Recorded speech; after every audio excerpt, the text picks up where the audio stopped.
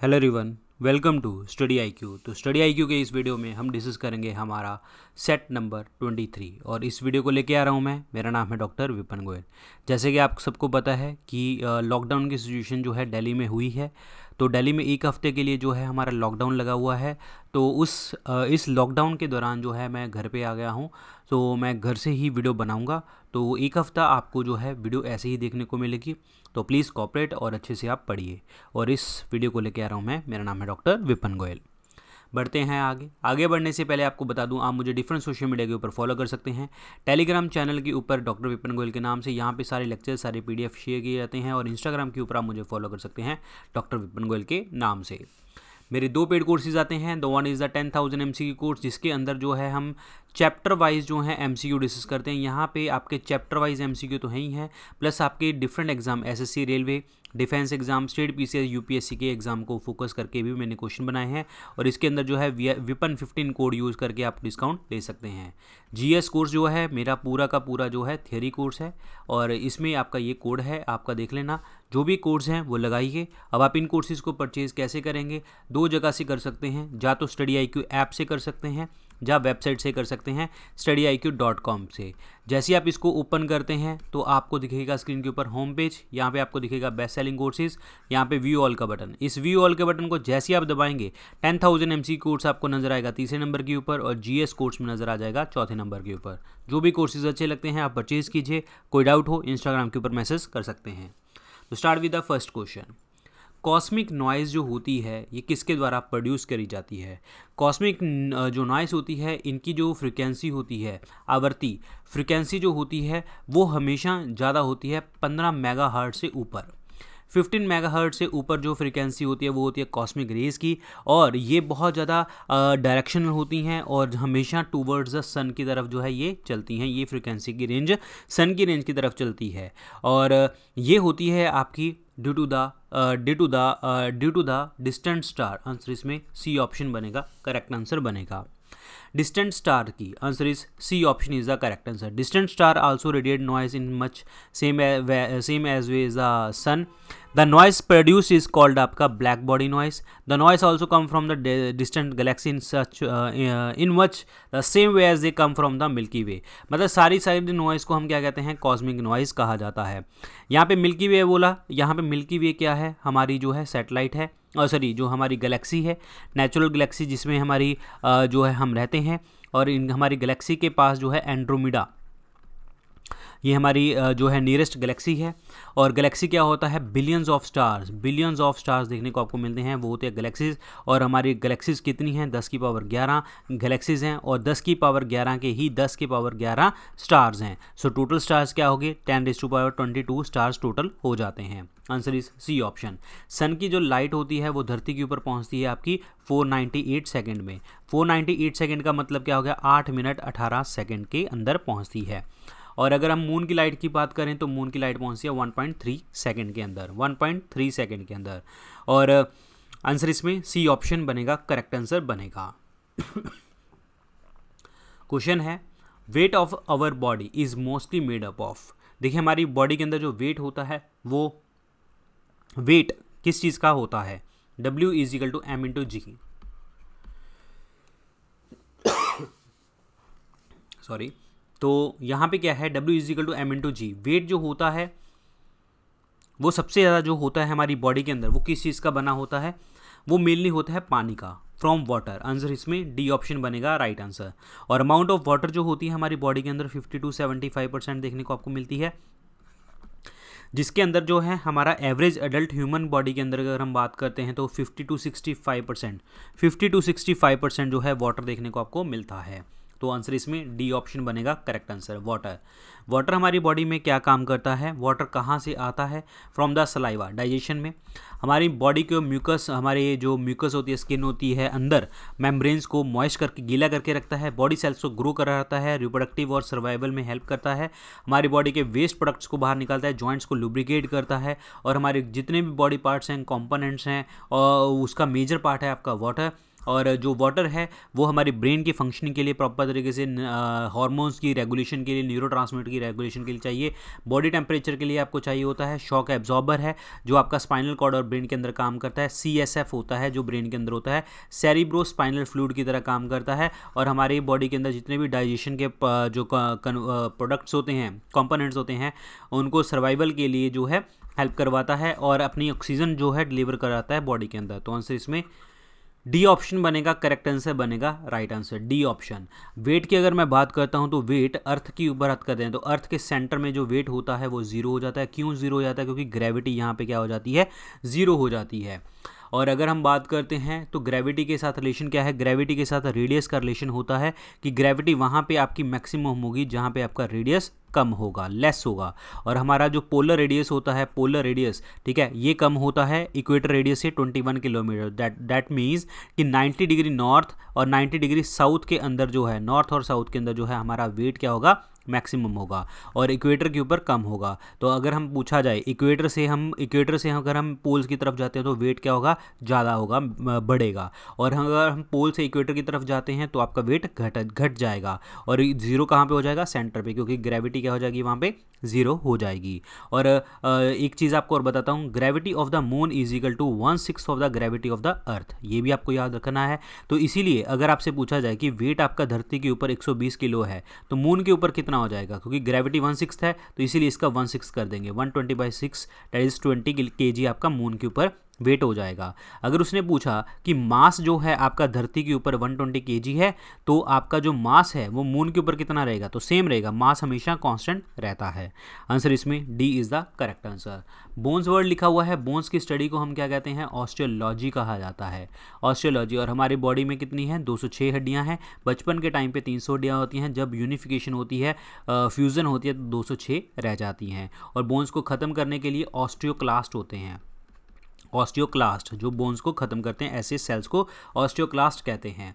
और बोन्स हो गया जी। और उसके बाद लिखा हुआ स्किन, स्किन जो है आपकी skin is the largest organ of the body, सबसे बड़ा ऑर्गन है हमारी बॉडी का, largest organ of the body. This is very very important question, clear. Answer इसमें D is the correct answer, from water, very very important. अगला question देखिए, department of the pharmaceuticals comes under which ministry, जो department of pharmaceuticals है वो किस विभाग में आता है, तो ये आता है, ये सिंपल क्वेश्चन याद करेंगे, ministry of chemical and fertilizers के अंदर आता है, ministry of chemical and fertilizers के, रासायनिक एंड उर्वरक मंत्रालय के अंदर आता है। यहाँ पे लिखा हुआ है हेल्थ, तो हेल्थ तो आपको पता है आजकल हमारा हेल्थ का ही बहुत सारा सीन चल रहा है, तो हेल्थ के दिमाग से मेरे दिमाग में आता है WHO, world health organization. World health organization कब बना था, 7 अप्रैल 1948 को बना था। 7 अप्रैल क्या होता है, वर्ल्ड हेल्थ डे होते हैं। WHO के हेडक्वार्टर कहाँ पे हैं, जिनीवा के अंदर हेडक्वार्टर हैं। डॉक्टर टेड्रोस जो है यहाँ के क्या है, चेयरपर्सन है। डॉक्टर टेड्रोस जो है बिलोंग कहाँ से करते हैं, इथोपिया से बिलोंग करते हैं, इथोपिया से। और दूसरी बात करते हैं फूड के लिए, फूड के लिए हमारी ऑर्गेनाइजेशन है FAO, food and agriculture organization, जिसके हेडक्वार्टर कहाँ पे हैं, रोम इटली के अंदर इसके हेडक्वार्टर देखने को मिलते हैं, रोम इटली के अंदर। आंसर इसमें B is the correct answer, B is the right one, very important. अगला क्वेश्चन देखिए, the number of teeth that are developed twice in the life time of the human being is. देखिए क्या होता है, हमारे दो तरह के दांत होते हैं, प्राइमरी टीथ और सेकेंडरी टीथ। प्राइमरी होते हैं 20 और सेकेंडरी होते हैं 32, यानी कि 20 सेम होते हैं। और ऐसे कई बार ऐसे जानवर जिनके अंदर 2 बार दांत आ जाएं तो उनको हम क्या कहते हैं, डाइफोडोंट कहा जाता है, उनको क्या कहते हैं हम, डाइफोडोंट कहते हैं, जिनमें जिंदगी में 2 बार दांत आते हैं। प्राइमरी 20 और सेकेंडरी 32, इसमें 20 तो आपके सेम ही हैं। तो प्राइमरी दांतों का फॉर्मूला होता है 2102 और सेकेंडरी दांतों का फॉर्मूला था 2123। अब क्या है ये, इसको जोड़ेंगे तो 5 रह जाएगा और इनको जोड़ेंगे तो 8 होगा। तो इसको हम सेंटर में डिवाइड कर लेते हैं, यहाँ से सेंटर में, ठीक है। सेंटर में डिवाइड करेंगे तो 8 इधर 8 इधर 8 इधर 8 इधर, तो कितने बन जाएंगे आपके, 32 बन जाएंगे। और यहाँ पे देखो इसको आधा करेंगे तो 5 इधर 5 इधर 5 इधर 5 इधर, तो आपके 20 रह जाएंगे। अब इसमें 4 तरीके के दांत होते हैं, incisor, canine, premolars and molars. ध्यान रखना, बच्चों के अंदर प्रीमोलर्स बिल्कुल भी नहीं होते, प्रीमोलर्स नहीं होता और थर्ड मोलर भी नहीं होता, थर्ड मोलर नहीं होता। इसीलिए यहाँ पे 0 है, 0 का मतलब यहाँ पे क्या है, प्रीमोलर्स नहीं है। और मोलर्स में थर्ड वाला मोलर नहीं है। और थर्ड वाला जो मोलर होता है उसको हम क्या कहते हैं, विजडम टूथ कहा जाता है। विजडम टूथ का मतलब जिसमें अकल वाला दांत जिसे हम कहते हैं। और इंसीजर से आपको ये पेपर में क्वेश्चन आता है, कि जो हाथी होता है एलिफेंट, उसका एक बड़ा दांत निकला होता है, वो क्या होता है, इंसीजर होता है। और दूसरी बात कैनाइन आता है, लाइन, शेर जो होता है, शेर का बड़ा दांत निकला होता है बाहर, वो होता है कैनाइन होता है, याद रखना, वेरी इंपॉर्टेंट। तो हम कितने दांत आपके लाइफ टाइम में आते हैं, 20 दांत आपके लाइफ टाइम में देखने को मिलते हैं। आंसर इसमें सी ऑप्शन बनेगा, करेक्ट आंसर बनेगा, वेरी इंपॉर्टेंट। अगला क्वेश्चन देखिए, which part of the nervous system control the involuntary action. Involuntary का मतलब अनैच्छिक, जो आपके कंट्रोल में नहीं होता। नर्वस सिस्टम की जो इकाई होती है उसे हम क्या कहते हैं, न्यूरॉन कहा जाता है, जिसका दूसरा नाम होता है nerve cell, nerve cell, clear.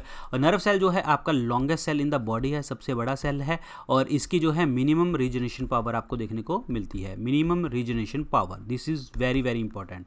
तो इसमें आपका जो इनवॉलेंट्री एक्टिविटीज़ को कंट्रोल करता है वो होता है मेडुला ऑब्लोंगटा, लाइक फॉर एग्जाम्पल सांस लेना, ठीक है, सांस लेना, हार्ट का एक्शन, ठीक है, हार्ट का एक्शन, खांसना, कफिंग, स्नीजिंग, छींके मारना, तो वो मेडुला ऑब्लोंगटा के पास होता है। सेरिबेलम की बात करते हैं तो इसके हम लिटिल ब्रेन कहते हैं, छोटा दिमाग कहते हैं। ये किसी भी पर्सन को सीधा खड़ा रहने में हेल्प करता है, पोस्चर मेंटेन में करता है, इसीलिए हम कहते हैं कि जो सेरिबेलम होता है इसके ऊपर जो है अल्कोहल सबसे ज़्यादा इफेक्ट करती है, तभी जब अल्कोहल इफेक्ट करती है तभी पोस्चर जो है उसका बदलता रहता है। हाइपोथैलेमस की अगर हम बात करते हैं तो हाइपोथैलेमस से जितने भी आपके जो पिट्यूटरी ग्लैंड से जितने भी हार्मोन्स होते हैं वो हाइपोथैलेमस से होके निकलते हैं। और एक चीज़ आपको बता दूं, हाइपोथैलेमस को हम और क्या कहते हैं, hunger control centre, thrust control centre, भूख और प्यास का सेंटर ये है। स्पाइनल कॉर्ड जो रीढ़ की हड्डी है, और ये स्पाइनल कॉर्ड जो होती है ये रिफ्लेक्स के लिए आपको हेल्प करती हैं, रिफ्लेक्स के लिए। अच्छा, एक क्वेश्चन और पूछा जाता है, जो ब्रेन से जो नर्व्स निकलती हैं उन्हें हम क्या कहते हैं, क्रीनियल नर्व्स कहा जाता है, क्रीनियल नर्व्स। और जो आपकी जो स्पाइनल कॉर्ड से नर्व निकलती हैं उन्हें हम क्या कहते हैं, स्पाइनल नर्व्स कहा जाता है, स्पाइनल नर्व्स कहा जाता है। स्पाइनल नर्व्स कितने पेयर होते हैं, 31 पेयर होते हैं, और क्रेनियल नर्व्स 12 पेयर देखने को आपको मिलते हैं। याद रखने हैं सारी चीज़ें, आंसर इसमें ए ऑप्शन बनेगा, करेक्ट आंसर बनेगा। और इस लेक्चर के अंदर मैंने कुछ साइंस के क्वेश्चन ज़्यादा डाले हैं, इसीलिए डाले हैं क्योंकि एग्जाम में साइंस पूछी जाती है, तो देख लेना। अगला क्वेश्चन देखिए जी, which organelle in the cell other than the nucleus contain DNA. DNA क्या होता है, डीऑक्सी राइबो न्यूक्लिक एसिड, और ये हमारा जो है जेनेटिक मटेरियल होता है, जेनेटिक मटेरियल होता है डीएनए। डीएनए से बनता है आपका आरएनए, प्रोसेस से होता है, आरएनए से बनता है प्रोटीन, ये आपको याद रखना है।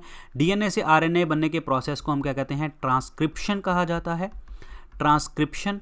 और आरएनए से प्रोटीन बनने के प्रोसेस को आप क्या कहते हैं, ट्रांसलेशन कहा जाता है, ट्रांसलेशन कहते हैं। अब बात यह है कि डीएनए कहाँ पे होता है, तो डीएनए में एक तो न्यूक्लियस में हो गया, ठीक है, और एक आपका माइटोकॉन्ड्रिया में हो गया, और एक आपकी प्लांट स्पीशीज में देखने को आपको मिलता है जिसे हम क्या कहते हैं, क्लोरोप्लास्ट, क्लोरोप्लास्ट। ये 3 जगह के ऊपर आपका डीएनए देखने को मिलता है। अब क्वेश्चन बहुत सारे हैं यहाँ पे, याद रखने हैं।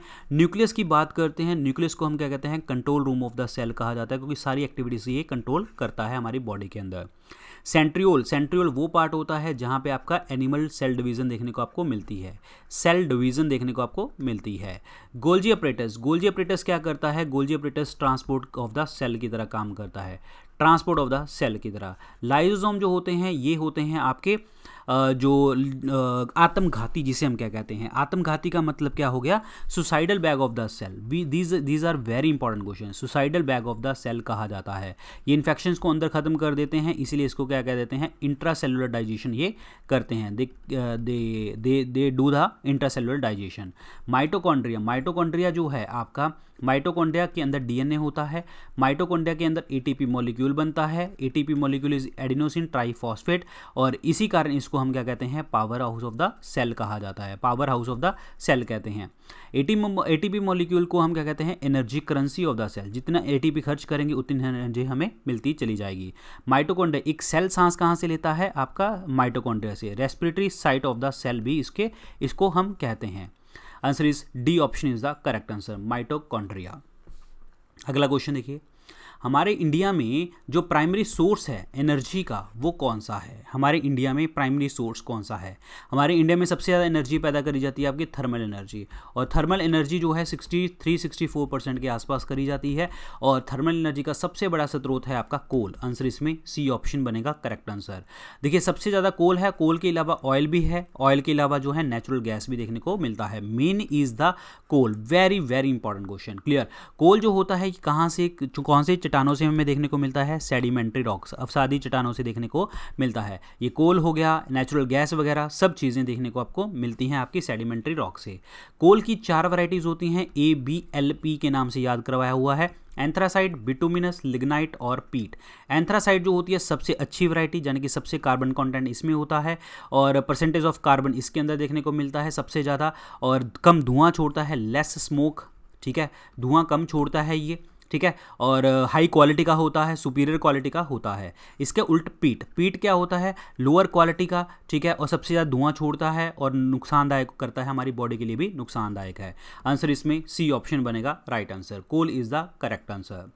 अगला क्वेश्चन देखिए, इनमें से कौन सा ऐसा मैमल है? मैमल का मतलब क्या होता है? स्तनधारी, जो जहाँ पे आपकी मिल्क प्रोड्यूसिंग ग्लैंड्स होती हैं जहाँ पे, और milk producing gland, mammary gland जो होती हैं, ये मॉडिफिकेशन होती है किसकी? सीबेशियस ग्लैंड की, ये याद रखना, सीबेशियस ग्लैंड की, और जो है आपकी देखने को मिलती है, सॉरी स्वेट ग्लैंड्स की मॉडिफिकेशन देखने को मिलती है, स्वेट ग्लैंड्स की। अब देखिए जी, एग लेइंग एनिमल्स मैमल्स कौन से होते हैं? 2 होते हैं, वो 2 आपके एग लेइंग कौन से हैं? Spiny anteater. Spiny anteater को हम क्या कहते हैं?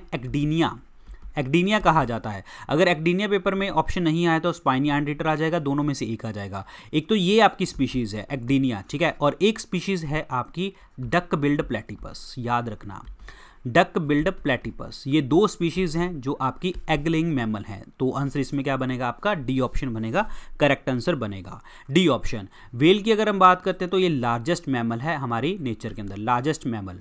बैट की बात करते हैं तो ये आपकी अल्ट्रासोनिक वेव्स जो होती हैं ये प्रोड्यूस करती हैं और रिसीव भी करती हैं, बैट। आंसर इसमें D is the correct answer, D option is the right one.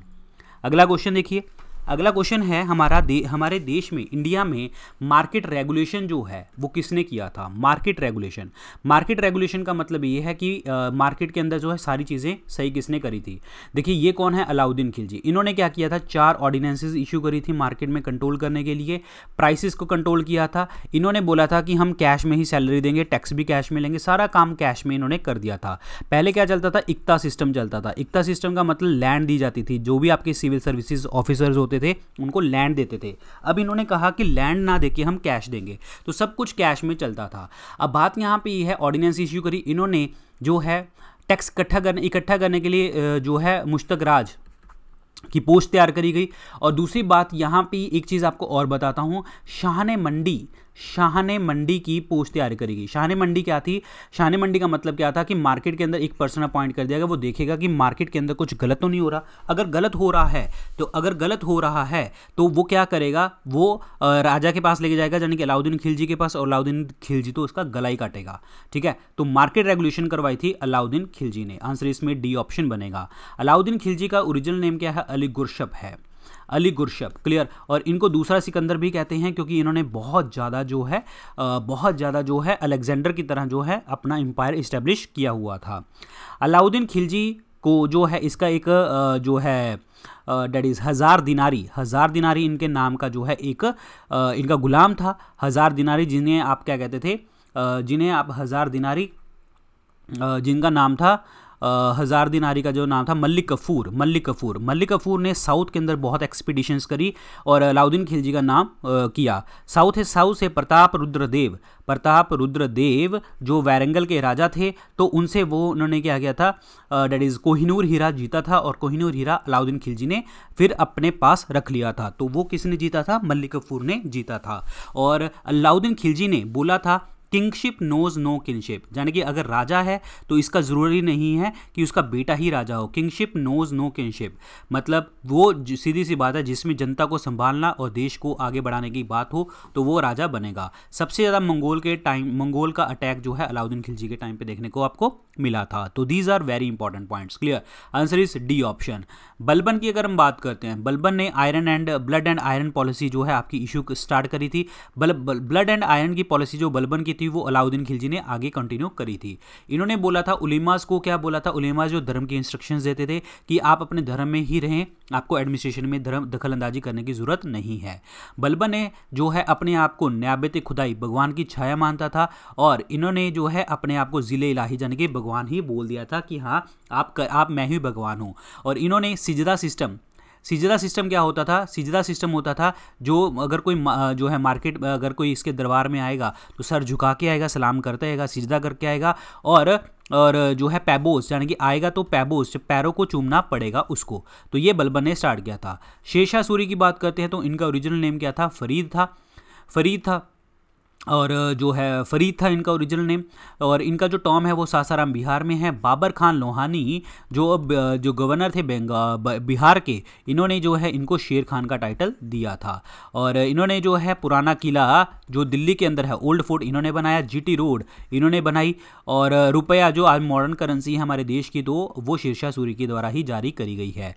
Akbar की बात करते हैं। अच्छा, शेरशाह सूरी ने 2 लड़ाइयाँ लड़ी हैं हुमायूं के साथ, battle of Chausa, battle of Kannauj, 1539-1540 respectively.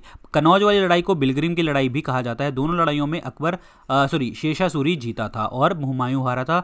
Humayun का वंश जो है 15 साल के लिए खत्म हो गया था और सुर एम्पायर देश में इस्टेब्लिश हो गया था। अकबर की बात करते हैं तो दीन इलाही का धर्म इन्होंने स्टार्ट किया था, जिसमें सभी धर्मों का मिश्रण था। उसको अपनाने वाला एक ही हिंदू था, डेट वाज बीरबल, जिसका नाम था महेश दास था। और इनके दरबार में 9 हीरे रहते थे। अबुल फजल नाम का एक व्यक्ति था, अबुल फजल, जिन्होंने इनकी जो है बायोग्राफी दैट इज़ अकबरनामा और आईने अकबरी लिखी थी। और इनका जो है टोडरमल जो है इनका फाइनेंस मिनिस्टर था, जिन्होंने जब्ती सिस्टम, दहसाला सिस्टम, टोडरमल सिस्टम, बंदोबस्त सिस्टम स्टार्ट किया था, जिसमें था tax according to the land, जैसी लैंड वैसा टैक्स। क्लियर, ये याद रखना है सारी की सारी चीज़ें। आंसर इसमें डी ऑप्शन बनेगा, करेक्ट आंसर बनेगा। देखिए, चीज़ें तो ऐसे हैं कि एक एक टॉपिक के ऊपर हम 1-1 घंटा बोल सकते हैं, लेकिन कुछ चीज़ें आपको ही समझनी पड़ेंगी।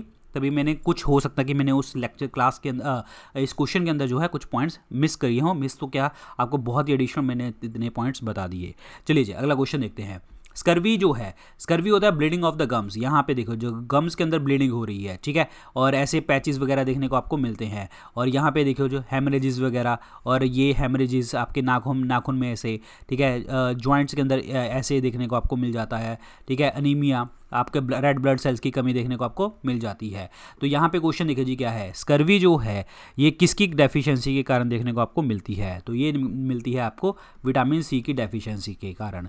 विटामिन सी जो है सिट्रस फ्रूट से हमें मिलता है, यानी कि ओनली प्लांट फूड से हमें मिलता है, नो एनिमल फूड। जब नो एनिमल फूड की बात आ जाती है तो इसका मतलब क्या होगा, दूध, मिल्क के अंदर जो है आपका विटामिन सी नहीं देखने को आपको मिलेगा। और दूसरी बात यह है, विटामिन सी जो है आयरन की एब्जॉर्प्शन में आपको हेल्प करता है। तो आप ऐसे भी कह सकते हैं कि मिल्क के अंदर दोनों चीज़ें, विटामिन सी और आयरन, नहीं होता। विटामिन सी की अगर हम बात करते हैं, एस्कॉर्बिक एसिड इसको कहा जाता है, ascorbic acid, this is very important, ascorbic acid इसको कहते हैं।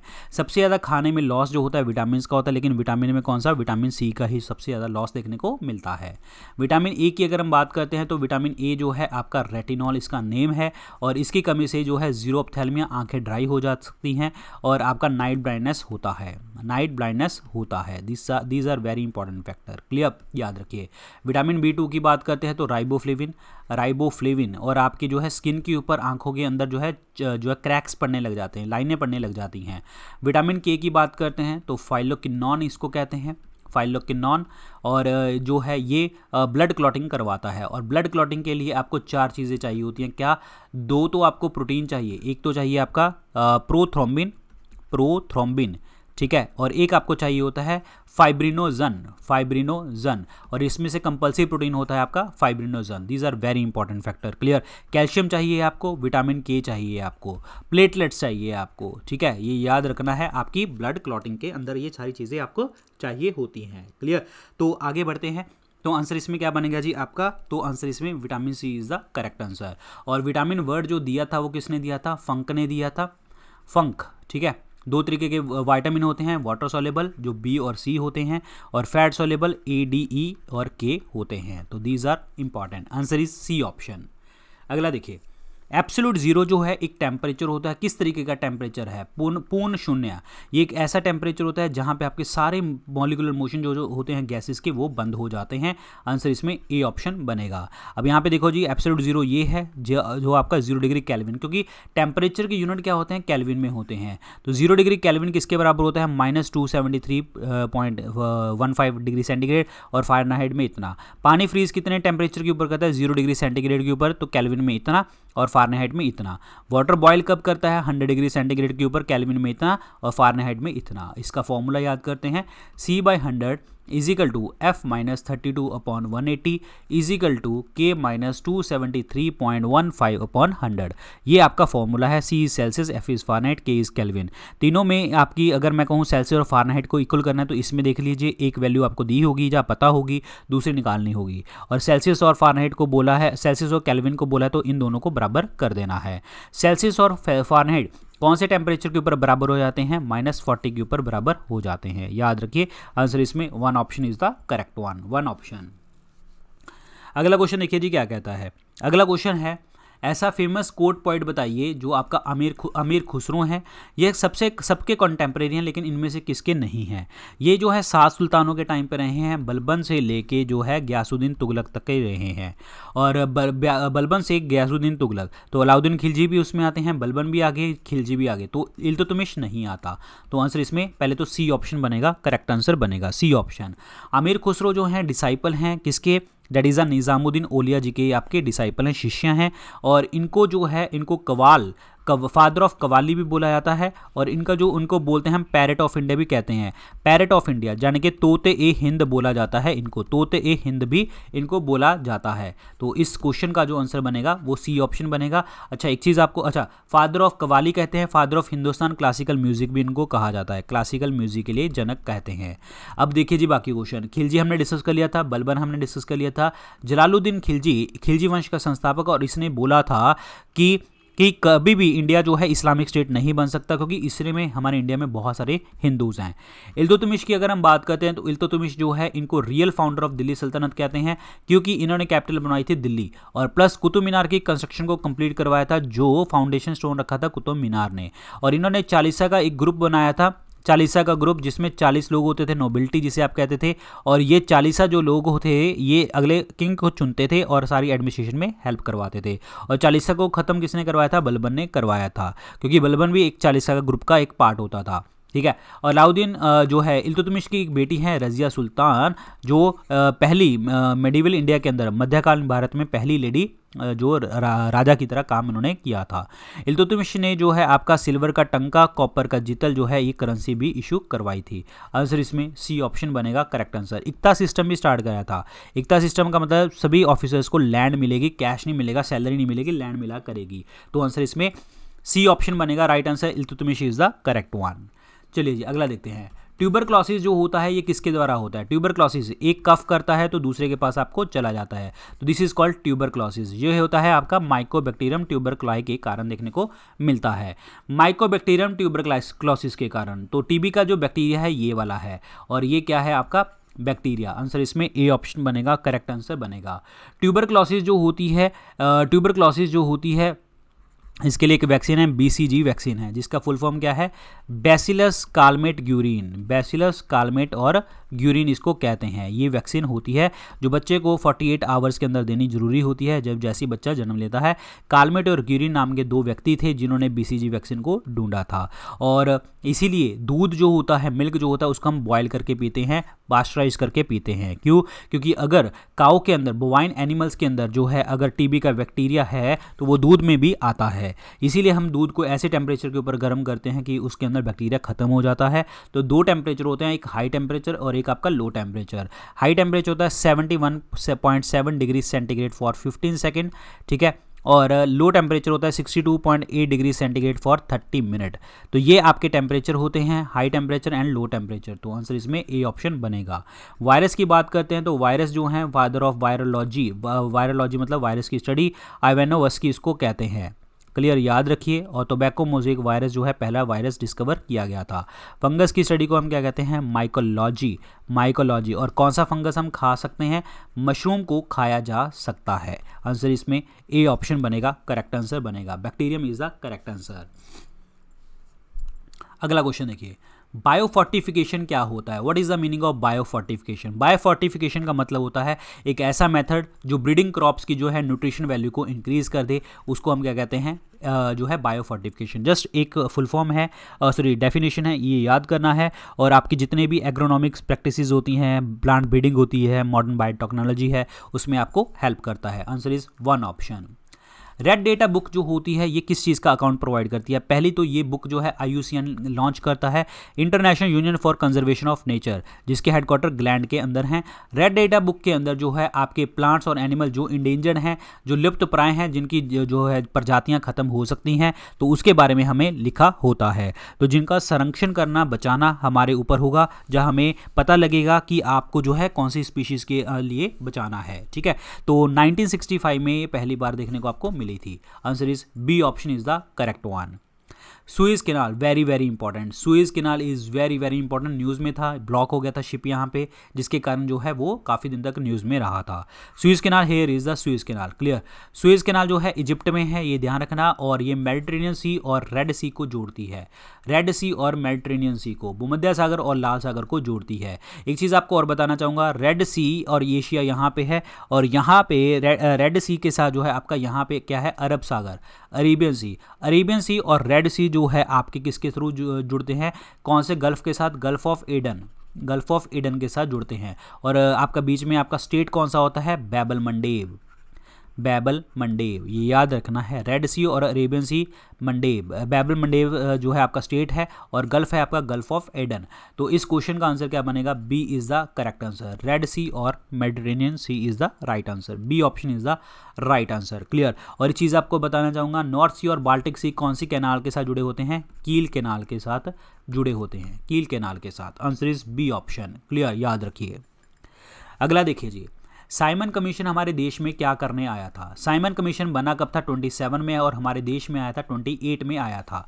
एक्चुअली क्या था, मोंटेक्यू चैम्सफोर्ड रिफॉर्म था, जो था आपका 1919 का एक्ट, जिसमें बोला गया था कि हम आपको प्रोविंशियल डायरकी देंगे, जिसमें दो तरीके की पावर, ट्रांसफर पावर और रिजर्व पावर रखी गई थी। Reserve power governor general viceroy के पास थी, और ट्रांसफर पावर आपके इंडियंस के पास थी। और इन्होंने बोला था कि हम आपकी जो पावर्स हैं वो 10 साल तक देखेंगे, और 10 साल के बाद एक कमीशन बिठाएंगे या कोई पावर कमेटी बिठाएंगे जो रिव्यू करेगी कि आपके आगे जो पावर्स कैसे देनी चाहिए। तो ये क्या हुआ था, प्रोविंशियल डायरकी के लिए रिपोर्ट के लिए साइमन कमीशन को बिठाया गया था। 27 में बना, 28 में भारत में आया। इसीलिए जो है हमारे देश में इसका बहिष्कार किया गया, क्योंकि इसमें कोई भी इंडियन मेंबर नहीं था, सारे के सारे वाइट मेंबर थे।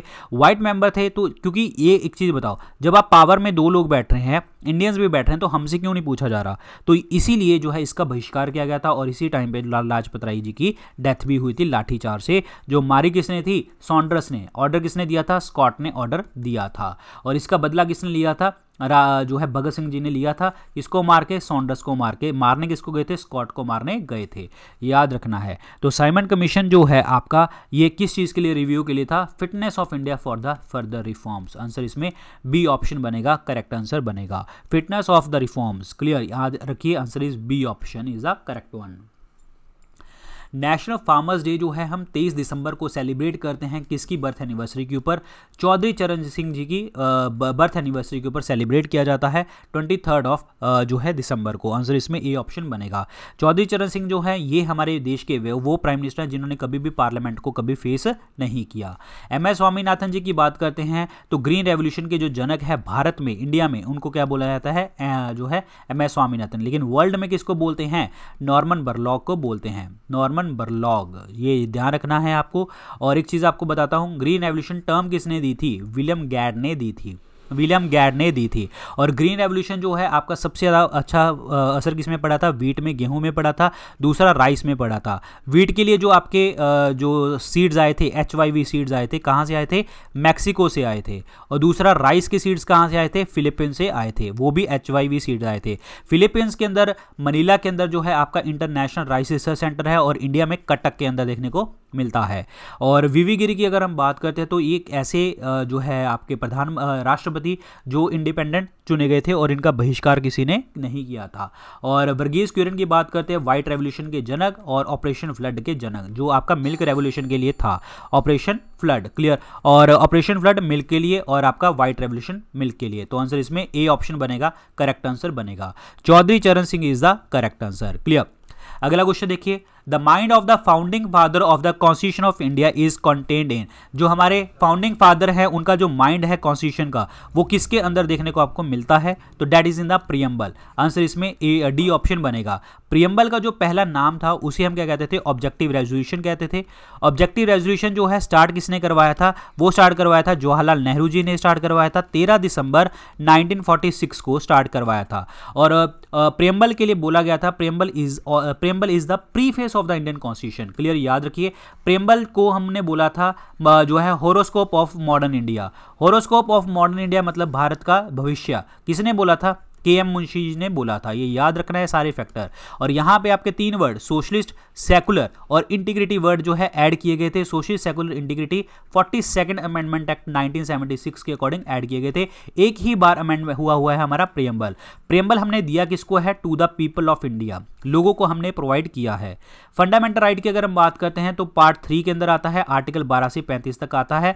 और फंडामेंटल राइट जो है जस्टिसेबल है नेचर के अंदर। फंडामेंटल राइट्स जो है हमने पहली बार कब बोले थे, 28 नेहरू रिपोर्ट में आए थे, लेकिन सबसे पहली बार जो ड्राफ्ट किए गए थे 31 के सेशन में किए गए थे, कराची सेशन में, जिसके प्रेसिडेंट कौन थे, वल्लभ भाई पटेल। और इसको ड्राफ्ट किसने किया था, जवाहरलाल नेहरू जी ने ड्राफ्ट किया था। Directive principle of state policy हमने आयरलैंड से लिए हैं और इसका जो उद्देश्य होता है welfare of the state, social and economic democracy provide करना। 36 से 51 नंबर तक आर्टिकल आते हैं, पार्ट 4 में देखने को आपको मिलता है। इंडिपेंडेंस ऑफ जुडिशरी यूएस के कॉन्स्टिट्यूशन से हमने ली है। आंसर इसमें डी ऑप्शन बनेगा, करेक्ट आंसर बनेगा। Preamble is the correct answer. Clear.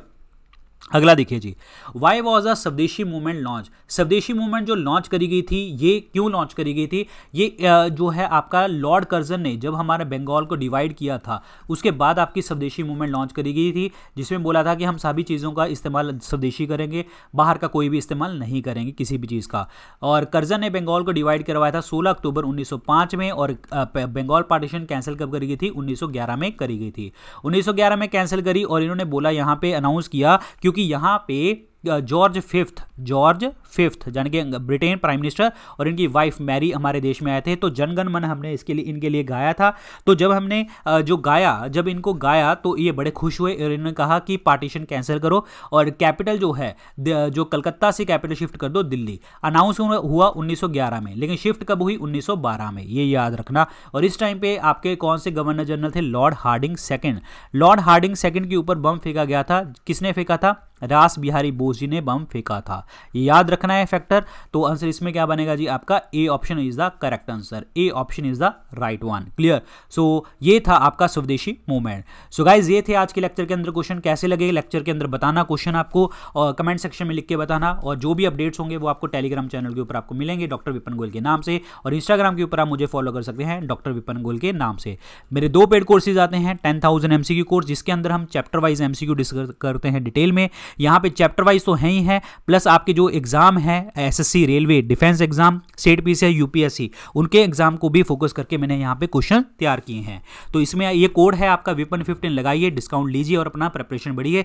और देखिए लॉकडाउन है तो इस टाइम पे पोस्टपोन आपके बहुत सारे एग्जाम हो गए हैं, तो मैं आपको कहूंगा कि आप अपनी तैयारी को आगे बढ़ाइए। ठीक है। GS कोर्स जो है आपका पूरा का पूरा थियोरी कोर्स है, इसमें हमने ये वाले कोड लगाइए, डिस्काउंट लीजिए। और अगर आपको कोई भी डाउट हो तो आप मुझे इंस्टाग्राम के ऊपर मैसेज कर सकते हैं। अब आप इन कोर्सेज को परचेज कहाँ से कर सकते हैं, StudyIQ ऐप के ऊपर या फिर वेबसाइट के ऊपर studyIQ.com। जैसे ही आप इसको ओपन करेंगे आपको स्क्रीन के ऊपर नजर आएगा होम पेज, यहाँ पे दिखेगा बेस्ट सेलिंग कोर्सेज, यहाँ पे व्यू ऑल का बटन, इस व्यू ऑल के बटन को दबाना, 10,000 MCQ कोर्स आपको दिखेगा 3रे नंबर के ऊपर और GS कोर्स आपको नजर आएगा 4थे नंबर के ऊपर। सो जो भी कोर्स अच्छा लगे परचेज कर सकते हैं। So thank you so much guys, all the very best. हम मिलेंगे रात को 9 बजे, रात को 9 बजे भी मैं क्लास डालूंगा। So good luck guys, take care, bye bye, जय हिंद।